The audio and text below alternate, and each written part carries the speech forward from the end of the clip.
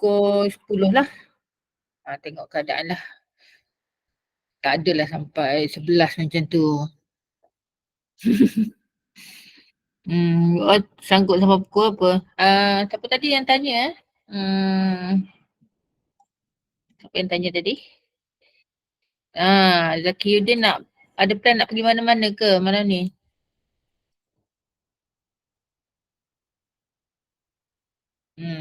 Okey lah. Okey. So, kita mulakan kelas kali kedua kita malam ni. Fatih, Fatih boleh baca doa tak? Kita mula dengan doa. Fatih ada ke?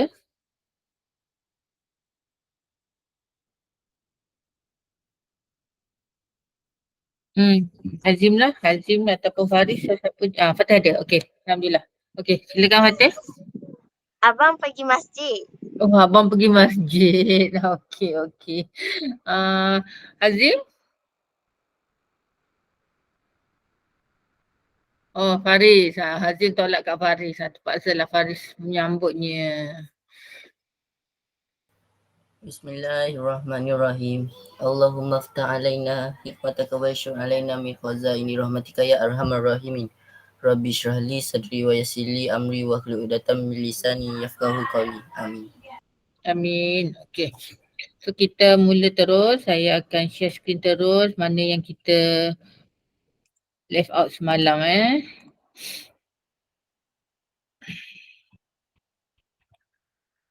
Okey, so seperti yang saya sedia cakap pagi tadi pun dan malam ni, okey kita akan sambung 3 lagi sensory organ iaitu hidung, kulit dan lidah.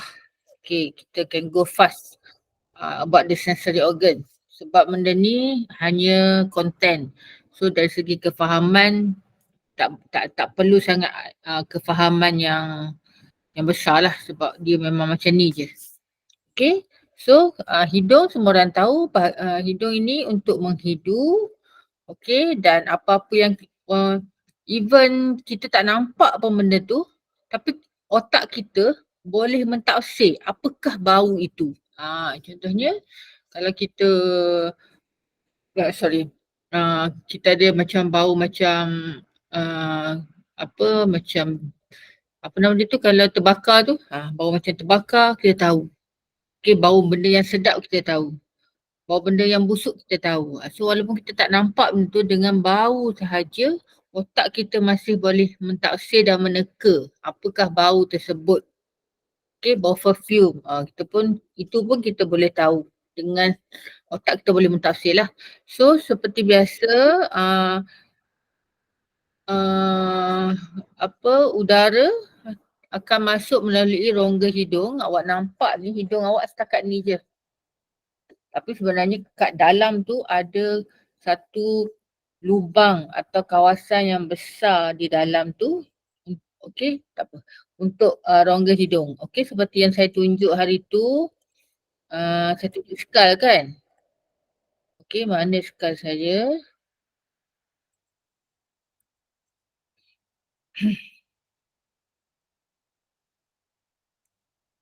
Images.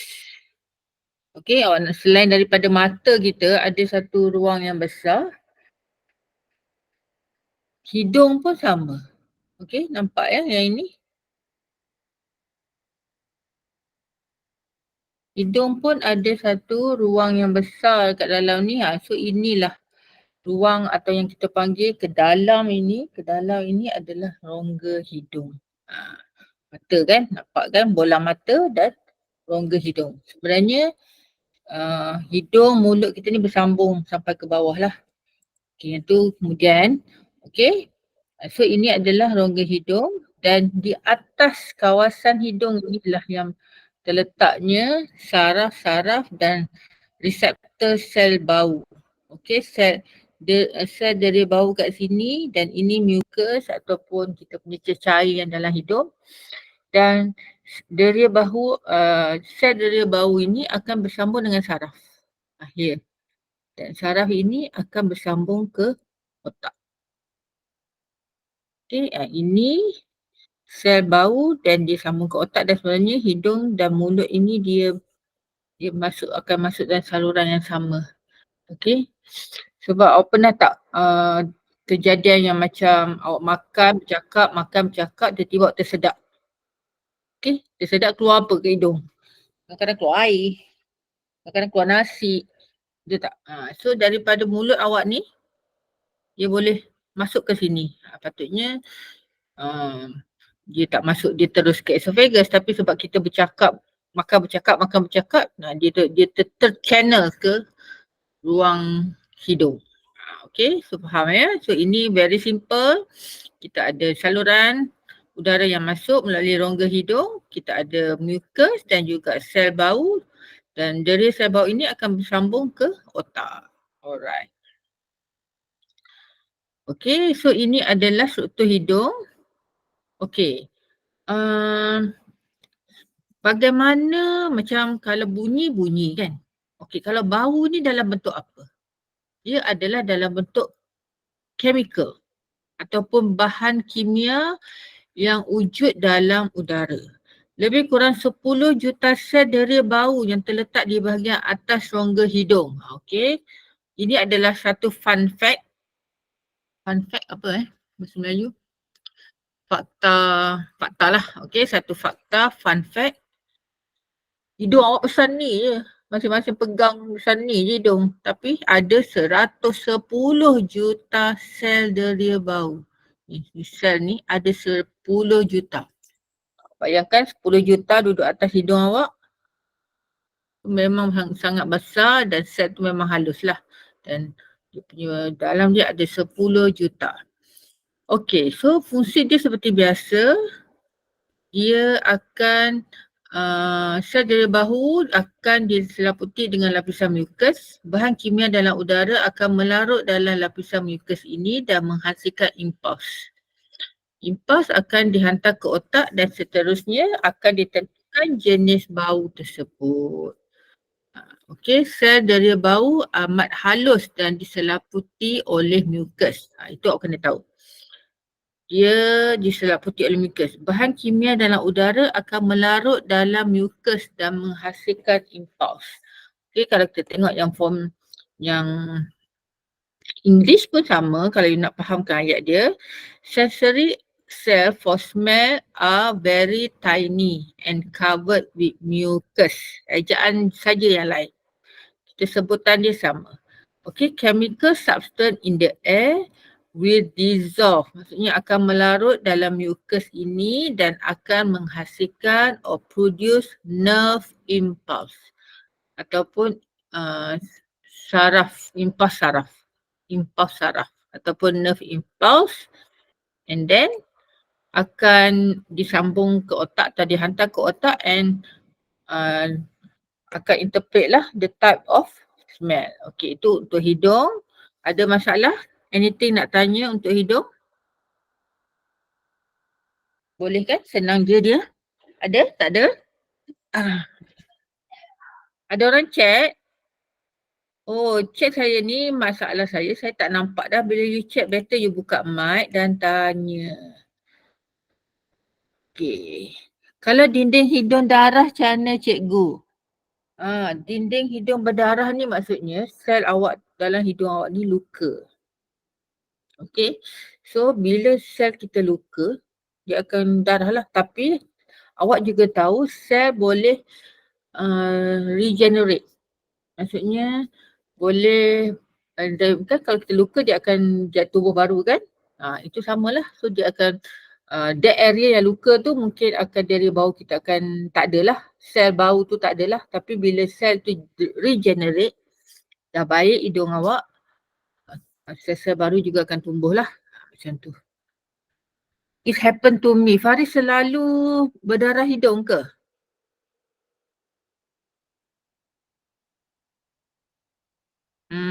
Okay, berdarah hidung biasanya sebab panas kan? Panas, tak tahan. Okay. Tapi you don't have to worry because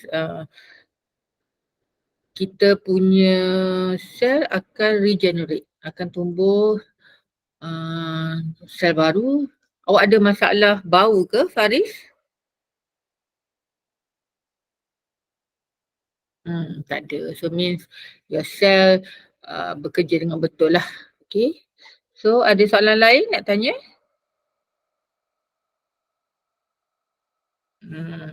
Okay.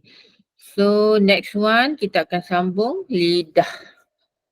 Kalau awak rasa lidah awak ada rasa kasar tu kan. Dia lidah kita ni kalau you tengok dengan tengok cermin, awak zoom in dia, awak akan nampak dia macam ada biji-biji kasar tu. Okay, dia macam biji-biji. Okay, yang itu kita panggil taste bud. Yang biji ini, yang satu ni papile dan ada taste bud. Dan dalam taste bud inilah yang ada taste receptor yang akan hubungkan saraf ke otak. Okey, kita tengok bahasa Melayu dia. Nama dia sama, papila. Tadi papile, ini papila. Okey, so yang ini, yang kecil ni, yang ini. Yang ni. Yang awak rasa kasar-kasar tu, yang kuning ni lah. Dan bila kita besarkan yang kuning tu, dia sebenarnya ada satu pore dan pore ini akan sambung ke reseptor rasa dan akan sambung juga ke otak. Itu saja dia punya struktur lidah. Okey. So permukaan lidah di cermin terdapat bintik kecil yang dikenali sebagai papila. Okey, papile, permukaan lidah. Okey, permukaan lidah dilapisi oleh tunas rasa. Okey, tunas rasa.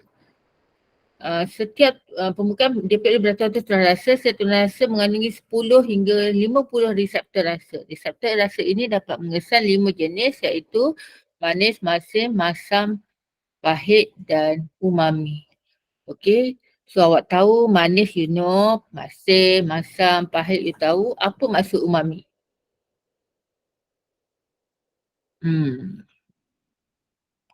Umami ni combination of what? Pernah dengar umami? Rasa yang sedap. Umami kalau you nak senang cerita, Ajinomoto, you tahu Ajinomoto? Ya betul. Akilah ni, Akil HD ni Akilah ke? Ke ada nama orang Akil? Okey, apa dah cakap tadi? Umami ni bila kita Ajinomoto, itu Ajinomoto, serbuk Ajinomoto tu. Serbuk Ajinomoto itu akan memberi satu rasa yang sedap. Sebab tu kalau kedai Tom Yum tu, awak rasa sedap tu sebenarnya dia letak banyak Ajinomoto. Kalau tak percaya tanya mak awak. Ajinomoto tu memberi rasa yang sedap pada masakan. Walaupun dia tak baik lah kan. Tapi kalau kedai, biasanya dia akan letak banyak Ajinomoto untuk bagi rasa umami. So kalau kita nak gantikan Ajinomoto yang tak baik tu, kita boleh guna mushroom seasoning. Mushroom seasoning memberi juga rasa umami. Yang ni pun you boleh tanya mak awak, pernah tak dengar mushroom seasoning? Okay, so gantilah lebih natural, tak guna chemical sebab kalau Ajinomoto tu ada chemical. Alright, so kita teruskan. Okay, macam biasa, nanti kita akan tengok lebih jelas macam mana, di mana kedudukan manis, masin, masam, pahit dan umami ni, dan saya rasa ini pun you all tak ada masalah. Memang you all tahulah benda ni. Okay, so makanan tu sebenarnya bila kita makan tu ada air liur tu. Air liur tu sebenarnya akan bahan kimia dalam makanan tu dilarutkan oleh air liur dan bahan kimia ini yang dah terlarut ini diserap oleh tunas rasa dan same as hidung, mata semua tu dia akan menghasilkan impuls dan hantar ke otak. Itu saja dia punya konsep of mengesan rasa. Okay. Yang lain-lain tu bila nak exam nanti you bacalah lagi. Dia punya detail-detail dia saya hanya bagi dalam bentuk overall. Okay. Next. Ini. Ini soalan apa nama? Kulit ni macam terlalu very famous lah. Dia tanya reseptor. Okay. Kulit kita, awak pernah rasa sejuk? Okay, betul. Awak ada rasa sakit? Betul. Awak ada rasa panas? Betul. Okay, ya. Awak boleh bezakan sejuk, sakit, haba ni panas ya. Okay, satu lagi sentuhan dengan tekanan. Macam nak bezakan sentuhan dengan tekanan? Awak tengok sentuhan duduk atas, tekanan duduk bawah ni. Macam mana kita nak bezakan? Ini sentuhan ke tekanan?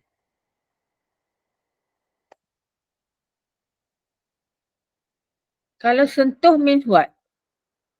Just sentuh. Okay, kalau kawan awak buat macam ni kat ujung telinga awak ke? Sentuh sikit macam tu ke?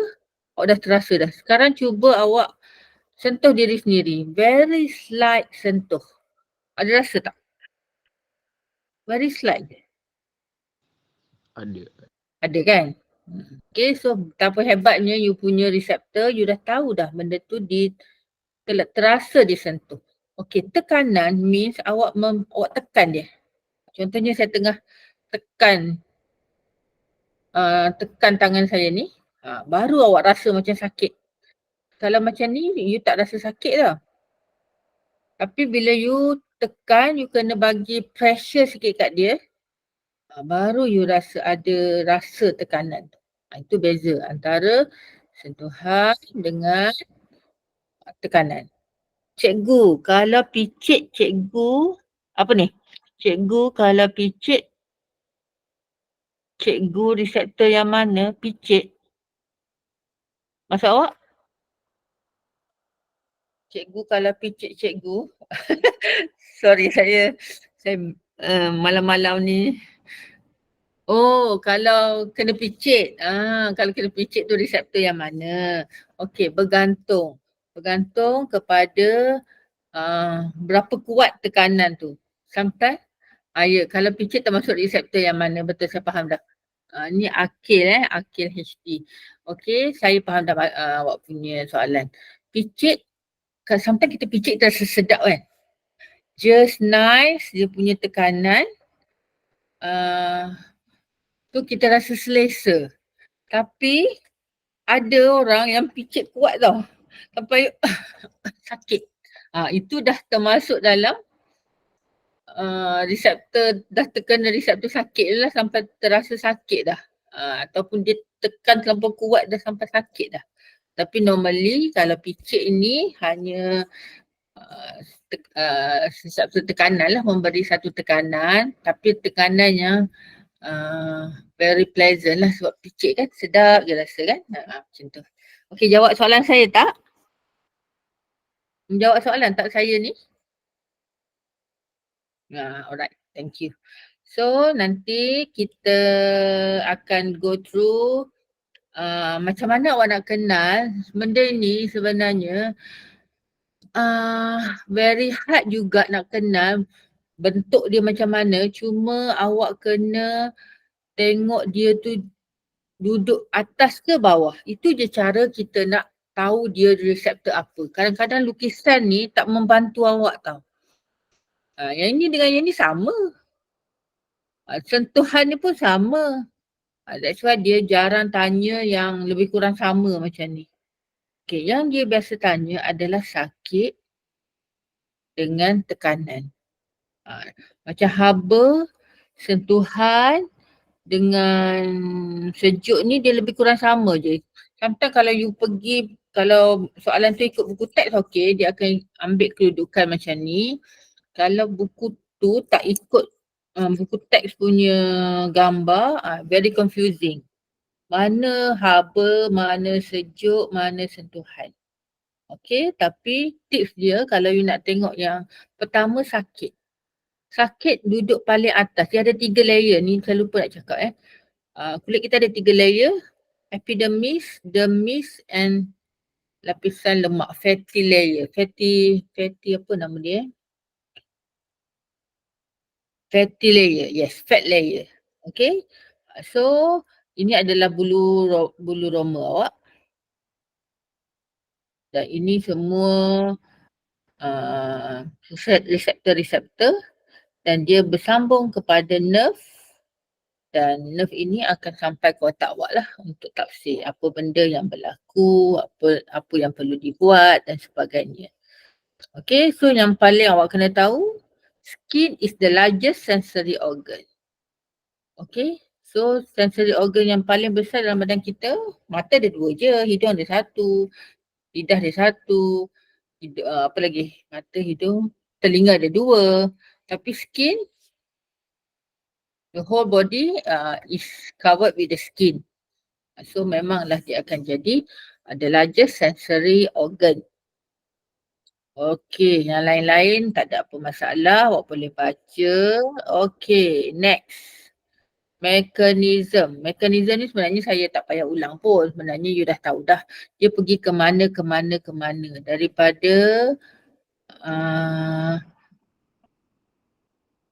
Daripada ear canal. Sekejap, tengok ni.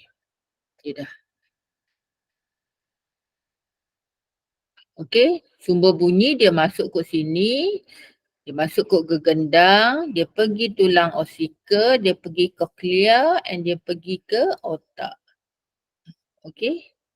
So, Q-Eustachian dengan semicircular kernel tidak terlibat dalam pendengaran. So, ini adalah mekanisme dia lah, maksudnya macam mana dia bergerak dari mana ke mana. So, saya tak go through this, awak bila sampai masa nanti, you bacalah macam mana. Tapi saya rasa you faham lah benda ni, tak ada masalah pun. Okay, ini mata. Okay, so kita tahu objek yang awak nampak dia akan terbentuk di retina.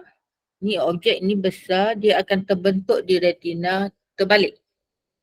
Ini memang konsep mata, image dalam mata kita akan terbentuk terbalik and lebih kecil, smaller. Okay, so bila objek yang you nampak ni terbentuk di retina dan saraf optik ini akan hantar ke otak dan akan mentafsirlah apa benda yang image yang awak nampak tersebut. Okey, ini adalah khas untuk orang yang normal, yang tak pakai spek. Okey, tapi jika orang yang pakai spek, kita panggil rabun apa? Kalau you sekarang ni, ada 2 jenis rabun. Rabun dekat dengan rabun jauh. Short sightness dengan long sightness. Okey, rabun jauh, rabun dekat, betul. So, bila kita ada masalah rabun ni, image kita tak terbentuk di sini. Dia sama ada terbentuk di depan retina atau di belakang retina. So that's why kita kena correct dengan pakai cermin mata. Okey, nanti sekejap lagi kat bawah nanti kita tunjuk macam mana kaedah dia tu. Okey, next. Sekejap saya skip dulu, saya nak tunjuk yang mata sekejap. Ada ke? Ni. Okey, so ini rabun jauh. Rabun jauh ni rabun awak lah ni. Rabun yang orang-orang muda dapat. Okey, so rabun jauh ni dia terbentuk kat sini. Bukan dekat retina ujung ni. So bila dia terbentuk kat sini, bila kita pakai kanta cekung, dia akan jadi elok lah. Dia akan terbentuk di betul-betul di bawah retina. Okey, Kalau rabun dekat, macam contoh saya, mak awak, ayah awak, atuk awak yang tengok phone pun macam ni kan. Tak nampak dah nak tengok dekat-dekat. Blur habis, tengok phone jauh-jauh macam ni. Objek dia terletak di sini. Di luar mata ni. Okay. So, how to correct this? Dia kena pakai kanta cembung. Dan barulah dia wujud kat sini. Okay. Faham ya? Kalau in bahasa Inggeris, cembung cekung, macam mana you nak tahu dia cembung, dia cekung bahasa Inggeris? Bahasa Inggeris dia adalah concave dengan convex. Ini yang awak biasa pakai ni nama dia concave. Dan ini convex. Bentuk cembung ini convex. Saya ulang lagi sekali ya. Kalau rabun jauh ataupun kita panggil short sightedness. Okay, short sightedness. Short ya, short maksudnya dia duduk kat depan. That's why dia panggil short. Rabun jauh. Rabun jauh dia duduk kat sini, dia tak nampak objek yang jauh. Dia akan nampak blur. So bila you correct with the concave lens, image akan terbentuk betul-betul di retina. For the English yang dipanggil long sightedness, long ini maksudnya dia duduk kat belakang. Okay, dia tak nampak objek dekat, dia nampak objek jauh. Okay, so how to correct? Kita kena pakai convex lens dan that's why dia akan duduk di retina. Okay, yang lain-lain tu nanti you boleh detailkan, baca, tapi dari segi kefahaman ini je lah concave, convex, apa maksud short sightedness, apa maksud long sightedness. Okay. Short sightedness rabun jauh. Rabun jauh kalau bahasa Melayu tak cakap macam mana? Tidak boleh melihat objek yang jauh. Tidak dapat melihat objek yang jauh dengan jelas. Objek jauh kelihatan kabur, macam tu. Kerana image difokuskan di hadapan retina. Okey, ada masalah nak ingat benda ni? Rabun jauh, rabun dekat, kanta cengkung, kanta cembung. Ada soalan nak tanya? Cikgu, kalau dua-dua jenis rabun macam mana? Yes, saya sekarang, saya ada dulu saya memang ada rabun tapi very slow lah, saya punya 100.5, 150 macam tu, 150 dengan 100. So saya pakai spek bila saya nak tengok whiteboard, bila saya nak tengok presentation, saya pakai spek. Okay, bila saya dah umur 45 tahun sekarang, saya dah start ada rabun dekat, dah tua.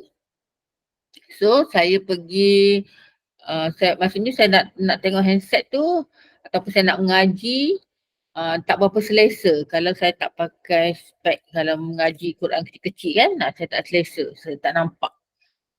So saya pakai lens yang kita panggil multifocal.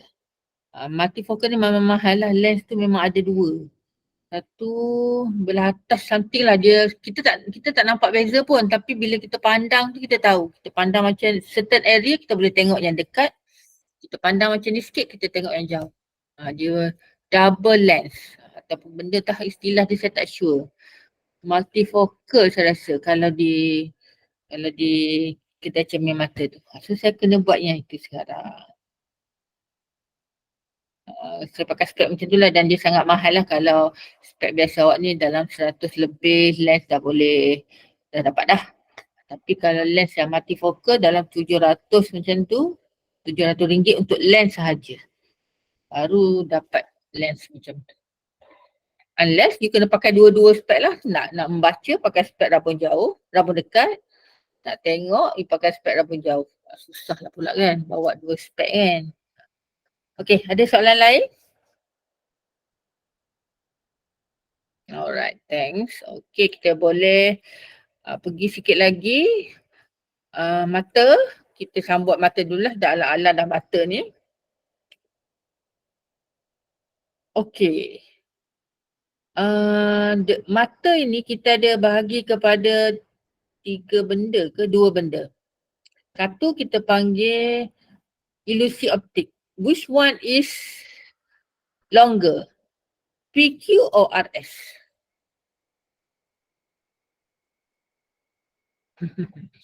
Nampak macam apa?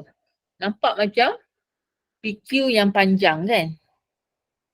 Tapi bila you ambil pembaris, you letak dekat garisan ni, is actually sama panjang. Sebab the ilusi optik tu yang menyebabkan awak nampak macam PQ tu lebih panjang. Same as this. Bulatan X dengan bulatan Y. Mana yang nampak lebih besar? X or Y? Sebenarnya dari luaran kita nampak X lebih besar. Y kecil kan. Tapi sebenarnya dia adalah sama. Sebab macam awak lah, bila awak duduk dengan adik-adik, awak lah besar sekali kan. Tapi bila awak duduk dengan abang-abang form 5, awak yang kecil je. Gitulah dia punya perumpamaannya. Tapi awak masih saiz yang sama. Betul Faris cakap. Betul tak? So awak masih orang yang sama, cuma kedudukan awak tu dekat budak kecil ataupun dekat orang besar. So you akan nampak besar atau akan nampak kecil lah. Okay, ini pun sama. Nampak macam melengkung. Ni, yang ini ni.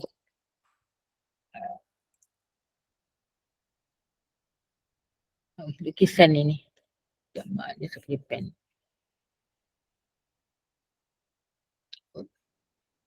Okay, yang ini.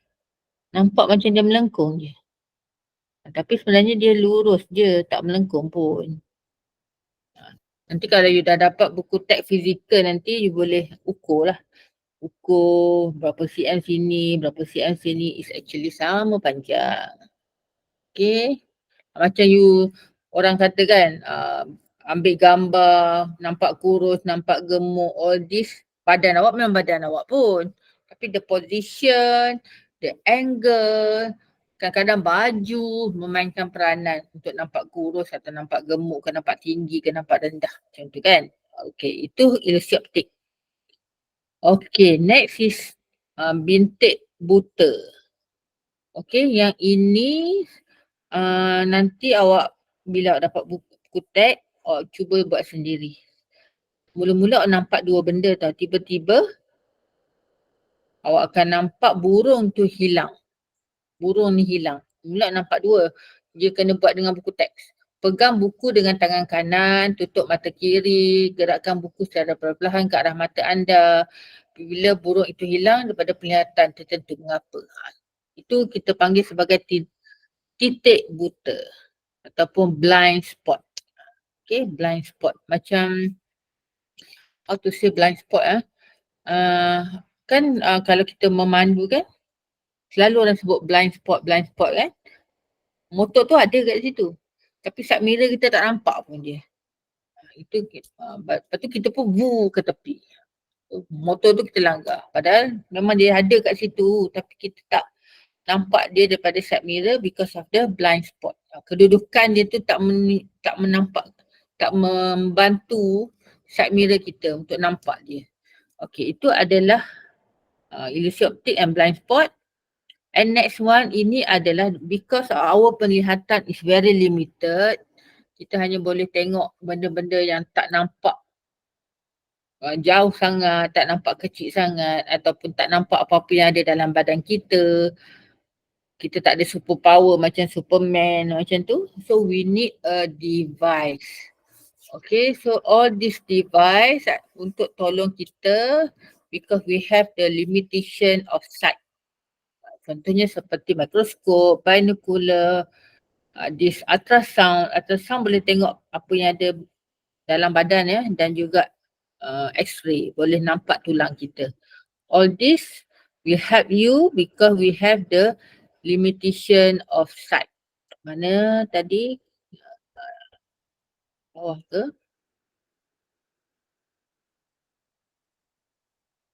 Habis dah. Ni yang tadi. Ni. Okay, so nama-nama dia ni. Nama-nama dia ni awak kena tahulah. Binocular, microscope, x-ray, ultrasound. All this is to overcome our limit our limitation of sight. Next, kita nak tengok kulit sekejap. Okey, awak rasa bahagian kulit awak yang mana lebih sensitif? Dan kenapa kulit itu lebih sensitif daripada tempat tertentu? Boleh kita bincang?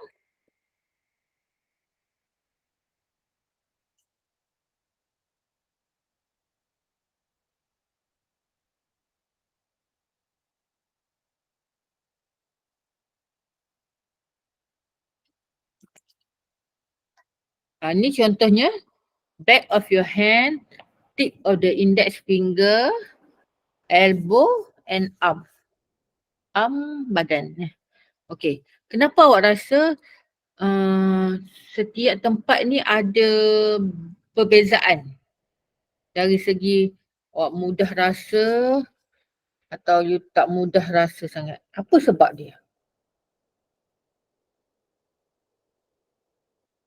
Contohnya adalah belakang telinga awak dengan elbow awak. Apa beza dia kat situ? Mana yang lebih sensitif? Back of your ear ataupun your elbow? Mana yang lebih sensitif? Belakang telinga, ya betul. Okay, back of your ear lebih sensitif. Zakiyuddin cakap kerana saraf ear. Means banyak they have more receptors di kawasan sini. Okay, berbanding dengan your elbow. Okay, selain pada tu dia kulit dia nipis, means epidermis dia nipis. So bila epidermis dia nipis, dia akan lebih mudah rasa lah. Okay, satu soalan saya. Kenapa bila orang cocok ni inject ni, dia inject sini? Dia inject dekat tempat yang banyak muscle, banyak lemak, inject kat punggung. Bukan inject kat tepi telinga awak, inject mata awak ke. Ya betul. Okay. Disebabkan oleh ada certain part of our body, dia the receptor is less. And the receptor is less ataupun kurang receptor dan epidermis dia lebih tebal. Okay, itu dia punya betul lah tu, awak dah faham lah kenapa sesetengah tempat tu lebih sensitif to others. Okay, ini very fun activity. Kita guna 4 tempat, back of the hand, tip of the index finger, elbow and arm. So kawan awak akan cuba prick, akan cuba tekan ni dan bagi awak rasa ini satu toothpick ke 2 toothpick. So you betul ke salah ke boleh teka. You pejam mata, kawan you tekan. 2. Okay. Kalau you tekan lagi, 2 lagi kata. Padahal kawan awak tekan 1. So you dah salah lah. So sebenarnya tak memerlukan awak masuk makmal benda ni. Awak boleh buat dalam kelas je. Guna 2 toothpick dan tengoklah kat mana-mana. Biasanya orang akan kantoi dekat elbow dengan arm. Kat sini tebal kan. So dia tak boleh nak bezakan. Satu toothpick ke 2 toothpick. Kerana reseptor sini sangat kurang lah. Okay, faham ya? Okay, so last one adalah sensitivity of your taste. Okay, kenapa pelajar ni ditutup mata sebelum dia bagi rasa? Awak rasa? Awak rasa kenapa dia tutup mata sebelum dia rasa?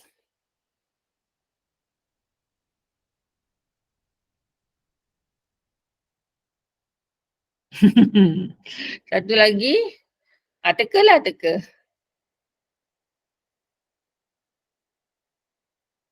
Kenapa kita tutup mata? Satu lagi, sebenarnya kita kena tutup hidung juga tau. Kenapa hidung juga memainkan peranan penting ketika merasa? Selain daripada tutup mata tu sebenarnya tak nak bagi nampak lah. Tengok nampak lah itu warna oren ke, warna pink ke. warna air kosong ke, you nampak kan. Okey, tu ya, nanti kantoi lah kan, betul. Kalau tutup hidung, kenapa kita kena tutup hidung?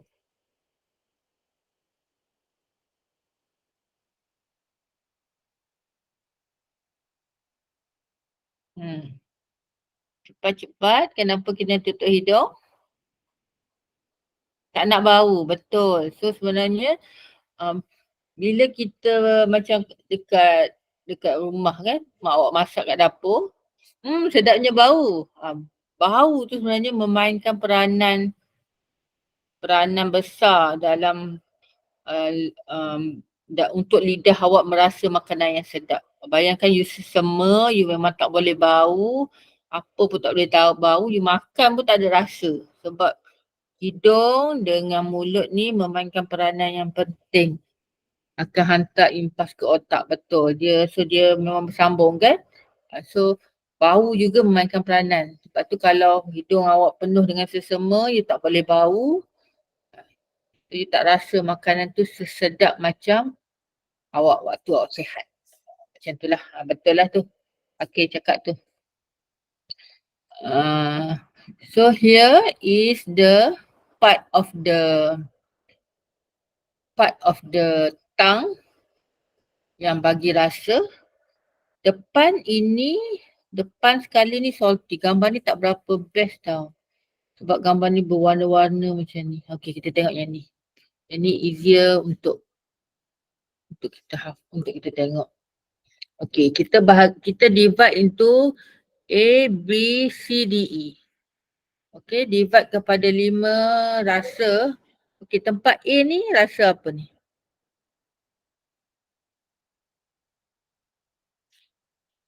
Sini rasa apa? Sweet. Betul ke? Betul ke saya cakap? Saya tak tahu ni, saya lupa. A rasa sweet, betul ke? Kawasan merah ni. Yang ini. Kalau yang ni dia overlapping tau. So susah sikit nak tengok. So saya ajar yang senang.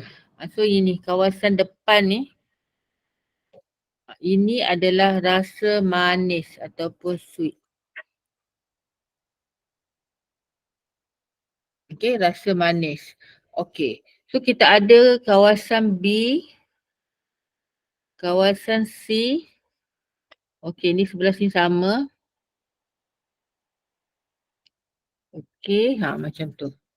Okay, antara manis dengan masam. Mana depan, mana belakang? Manis dengan masam. Kalau tengok diagram tu.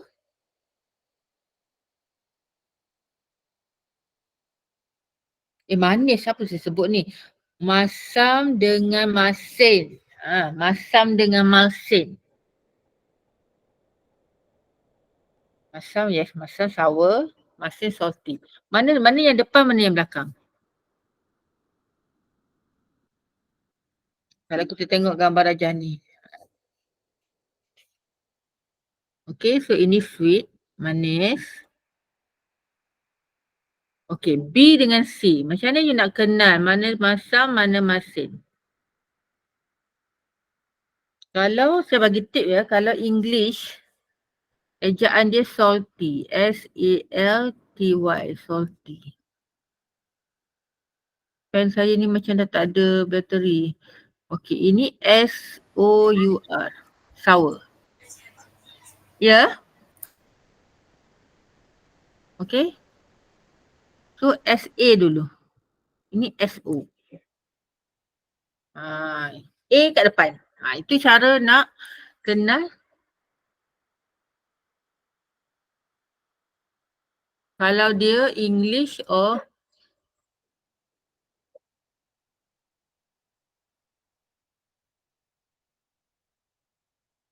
tengah lag kan? Sarawak je. Muka je. Oh, tengah lag.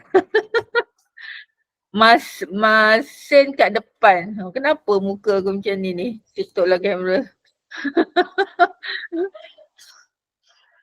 Okay, masin kat depan. Lag kan? Yelah kan, dia dah lama dah ni. Okay, biasalah kalau dah lama ni. Ngelek. Apa dia ngelek? Macam-macam lah perkataan awak ni. Okay, masin kat depan. MA, masin. I don't know. Saya tak ada idea untuk nak kenal mana masin masam. Sebab English lebih senang. S-A-S-O. So ini adalah bitter ataupun pahit dan tengah ini adalah rasa umami. Yang lain tu senang lah. Tak ada masalah. Okay, so kalau bagi yang bukan DLP, masin masam tu pandai-pandai lah. Nak hadam macam mana, nak ingat salty and sour lebih mudah, ada tips. S-A-S-O. Okay, so ini soalan untuk part of this. Ada apa-apa soalan nak tanya? Cikgu, Ya, saya. yang tengah tu tak rasa apa-apa lah. Tengah rasa umami. Umami awak tahu, umami actually kalau nak mudah cerita, umami is the combination of all taste. Itu lebih senang. Combination of all taste. So dari situ boleh rasa yang kalau kita kata, kalau dia bagi contoh rasa umami, awak boleh cakap betul yang tadi tu rasa daging. Okay, betul. Yang ni dia kata ni combination of the sense of taste and the sense of smell. Okay, sebenarnya smell memainkan peranan penting untuk awak rasa the taste yang sedap. Okay, so kita dah habis dah sini. Sini dah cerita. Yang ini. Astigmatism. Tadi saya sebut dua je kan. Rabun jauh, rabun dekat kan. So ada satu lagi iaitu astigmatism. Astigmatism ini apakah dia? Siapa pernah dengar perkataan astigmatism?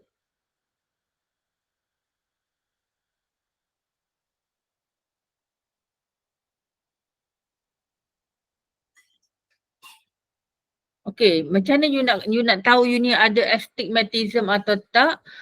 Okay, apakah kecatatan astigmatism? Melihat sebahagian objek lebih jelas daripada bahagian lain. Hal ini disebabkan oleh permukaan lengkungan kornea atau kanta yang tidak sekata. Cuba uji mata anda. Adakah anda dapat melihat dengan jelas semua garisan? Jika tidak, anda mengidap astigmatism. Okay, test sekarang. You boleh nampak tak garisan 1 sampai 12 tu sama je ataupun ada yang nampak, ada yang tak nampak. Test sekarang, 21 orang ni. Ada masalah tak? Yes, no? Ada. Garisan 12 dengan 6 lain. Rabun silau, betul-betul. Okay, kalau kita perkataan lain kita panggil silau lah, silau yang tinggi. Silau ni pun masalah juga ni. Dan bila silau ni, dia punya kanta dia lebih mahal daripada orang kanta rabun jauh atau rabun dekat. Garisan 12 dan 6 lain, apa maksud dia? Awak nampak macam mana? Lebih tebal ke apa?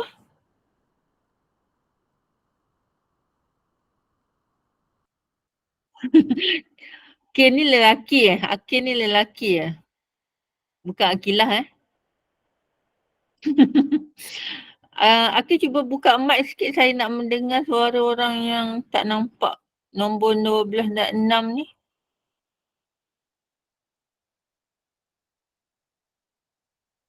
Cuba Akil buka mic boleh?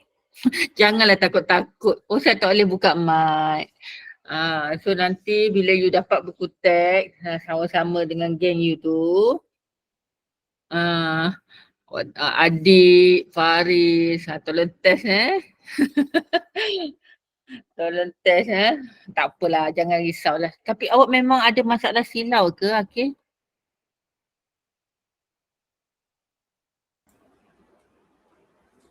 Tak ada. Mungkin sikit lah. Sikit je. You nampak macam mana? Satu tebal, satu nipis ke?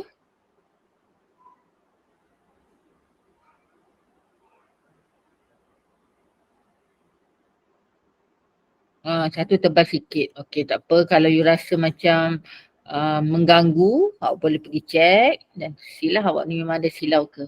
Okey, dan di cara betulkan kita pakai kantar silinder, cylindrical lens, kantar silinder. Dan kantar ni satu macam ni, satu macam cekung, satu lagi straight. Ini kantar special dia lah. Okey, so tadi penglihatan, pendengaran pun sama sebab kita tak boleh dengar benda yang terlampau perlahan ataupun suara kita tak cukup kuat. So kita perlu gunakan stetoskop ataupun pembesar suara untuk menguatkan bunyi. Dan untuk membetulkan kecacatan telinga, inilah. Makin lama device makin kecil. Ada tak your family member yang pakai benda alah macam ni?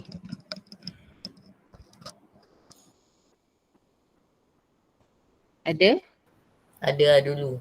Ada? Siapa tu? Faris Ayah saudara dulu kan. Ayah saudara pakai yang mana? A, B, C, D? Yang paling besar ke kecil? A. Yang besar ni? Yes. Okay, so saya pun tak pernah come across dengan orang yang pakai bantuan pendengaran ni. Tapi inilah kemajuannya. So dulu orang nampak je kita ada masalah telinga kan. Sekarang ni macam earphone dah dia buat kan.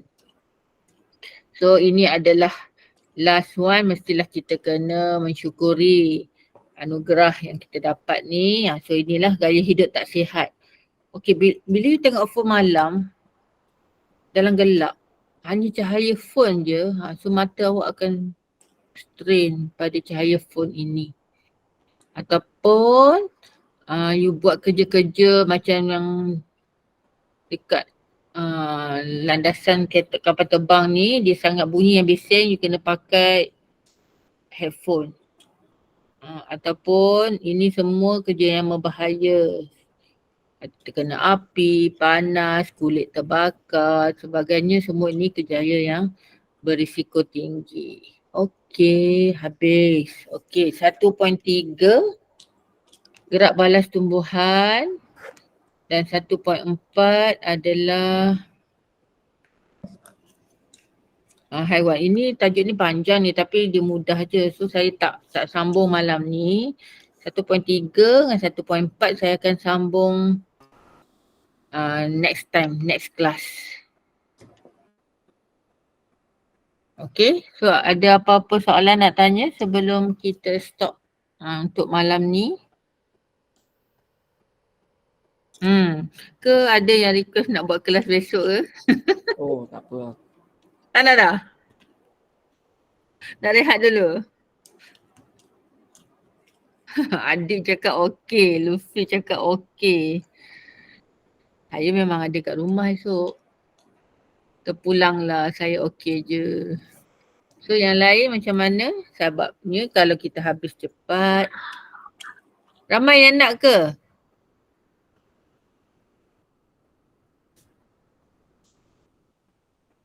Kita sambung apa tu? Kampung, balik kampung. Okey lah. So, sebab kita dah janji kan. So kita buat next week. Lagi hari Sabtu jangan balik kampung. Okey, kita buat next week hari Rabu Khamis lah, ataupun in case kalau ramai yang follower ni yang biasa masuk kelas saya ni nak buat hari lain, bincang lah dalam tu. Tapi sekarang ni kita tetapkan hari Khamis lagi lah. Cakap apa tadi? Rabu Khamis. Rabu Khamis pagi. So kalau kita sama 1.3, 1.4. Bising adik. Kenapa adik buka mic Okey, ada soalan lain ke nak tanya?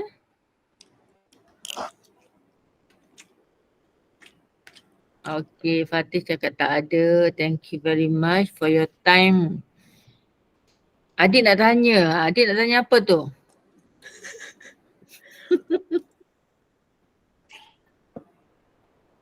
You all ni rindu kawan-kawan ni. Cuba buka sikit kamera tu. Ada kawan-kawan nak tengok ni. Okey lah, bye. Adik lambat masuk. Yelah. Okay, so kita jumpa pagi Rabu lah, saya remind balik. Hopefully I can see most of you dalam ni. Okay, so for now, thank you very much. Assalamualaikum. Waalaikumsalam. Waalaikumsalam. Okay, Assalamualaikum. yeah. Okay, salam mak you all Terima kasih ko. Sama. See you. Sama.